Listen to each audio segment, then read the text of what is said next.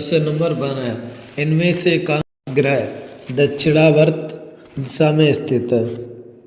तो यानी कि आप लोगों को याद करना, तो आप लोग जो है इसके सभी आंसर क्वेश्चन के ये यानी कि जरूर जो कमेंट यानी कि एक क्वेश्चन दिया जाता है आप लोगों को आंसर देने के लिए, उसका आंसर आप जरूर दिया करें।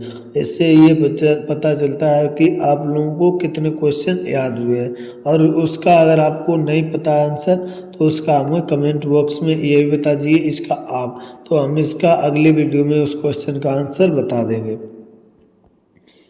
तो जैसे इनमें से कौन सा ग्रह दक्षिणावर्त दिशा में घूमता है। जैसे दक्षिणावर्त वामावर्त का मतलब पहले आप समझ लीजिए।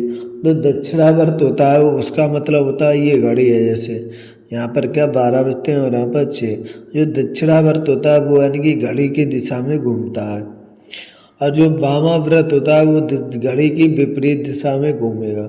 तो ये आप लोगों को कन्फ्यूजन क्लियर करना होगा कि दक्षिणावर्त और वामावर्त क्या होते हैं। तो इसका यानी कि जो है कौन सा ग्रह है जो कि घड़ी की दिशा में ही घूमता है, यानी कि दक्षिणावर्त घूमता है। जैसे ऑप्शन है Mangal, option B Brihaspati, option C Shani, option D Shukra. तो जो शुक्र ग्रह है ये किसकी दिशा में घूमता है, तो ये जो है पृथ्वी यानी कि जो दक्षिणावर्त की दिशा में घूमता है। और इसका आकार कैसा होता है, इसका आकार कैसा होता है, तो इसका आकार यानी कि पृथ्वी के समान होता है, इसीलिए इसको क्या बोलते हैं, पृथ्वी की बहन भी बोलते हैं। किसे, शुक्र ग्रह को जो है पृथ्वी की बहन भी बोलते हैं। और जो शुक्र ग्रह है ये यानी कि जो शुक्र ग्रह ये भोर का तारा भी कहलाता है। ये भी क्वेश्चन एक बनता नहीं, शुक्र किस ग्रह को भोर का तारा कहते हैं, शुक्र ग्रह को, और इससे सांझ का भी तारा कहते हैं।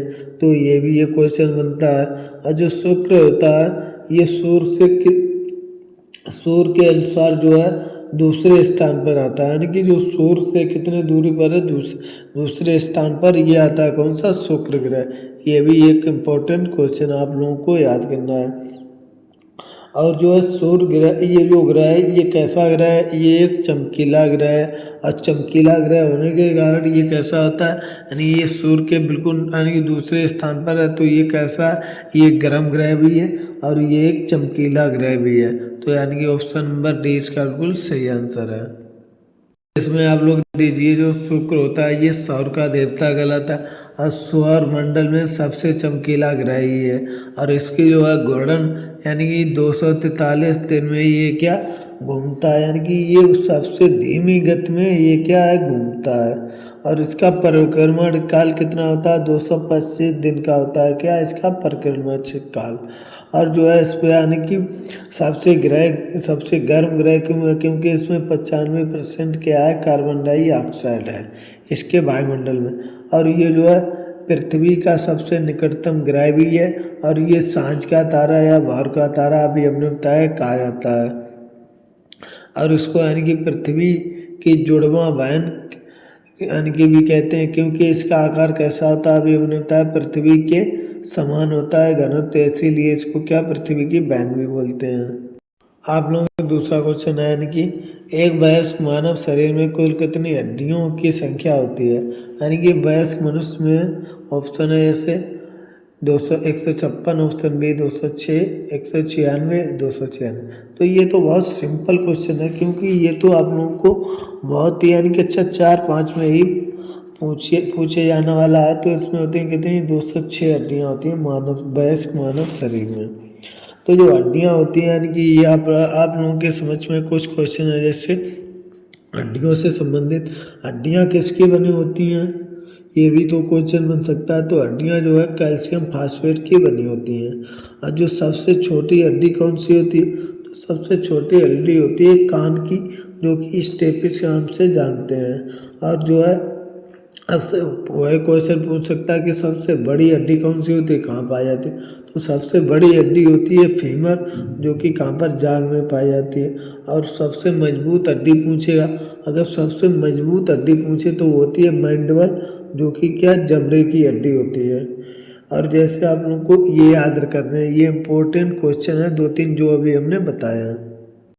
क्वेश्चन नंबर 3 है जीएसएलवी का पूर्ण रूप क्या है, यानी जीएसएलवी का पूरा नाम आपको बताना है। तो जैसे ऑप्शन ए ग्लोबल से stationary launching vehicle, option B है geosynchronous satellite launch vehicle, option C है geosynchronous satellite launching vehicle, option D है ग्लोबल सैटेलाइट लॉन्च व्हीकल। यानी कि तो इसका सही आंसर है ऑप्शन नंबर बी, यानी जियोसिंक्रोनस सैटेलाइट लॉन्च व्हीकल है ये। तो इसका ऑप्शन नंबर बी बिल्कुल सही आंसर है। क्वेश्चन नंबर 4 है इस ब्रह्मांड में मौजूद प्रत्येक वस्तु को पदार्थ से निर्मित होती है, उससे वैज्ञानिक ने क्या नाम दिया। यानी कि जो संसार में सभी चीज़ जो है किससे पदार्थ से निर्मित है, तो उसके क्या कहते हैं, द्रव्य कहते हैं या ठोस या द्रव या क्रिस्टल। कोई भी चीज़ आप ले लो, यानी कि प्रत्येक चीज़ है तो वो किन से 3 चीज़ों से मिलकर बनी होती है, ठोस द्रव गैस। यानी कि ठोस द्रव गैस ये क्या है, ये एक द्रव्य है मेटर। तो ऑप्शन नंबर ए बिल्कुल सही आंसर है। क्वेश्चन नंबर 5 है कि OCR का पूर्ण रूप क्या है। जैसे ऑप्शन ए है optimum colour recognition, option B है optical character recognition, option C है optical computer recording, option D है ऑप्टिमम कंप्यूटर रिकॉर्डिंग। तो ये ऑप्टिकल है और ये ऑप्टिमम, ये आप लोगों को याद करना है, ध्यान में रखना। तो इसका आंसर कौन सा सही होगा, तो इसका आंसर सही होगा ऑप्शन नंबर बी, यानी कि जो ऑप्टिकल कैरेक्टर रिकॉग्निशन होता है ये क्या है, इसका पूर्ण रूप है OCR का।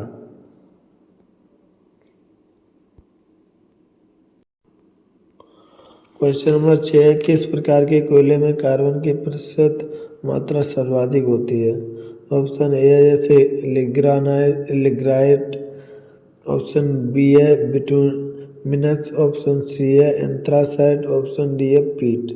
यानी कि तो इसका कौन सा आंसर सही होगा, तो जो एंथ्रासाइट कोयला होता है इसमें क्या होती है, इसमें जो है कार्बन की मात्रा अधिक मात्रा में यानी सर्वाधिक होती है। और कोयले का उत्पादन यानी कि कहाँ पर होता, तो जो कोयले का उत्पादन होता है वो होता है छत्तीसगढ़ में, ये भी आपको याद करना। यानी कि छत्तीसगढ़ में क्या होता है, कोयले का उत्पादन होता है। और कोयले का भंडारण कहाँ है, तो जो कोयले का भंडारण है ये है झारखंड में।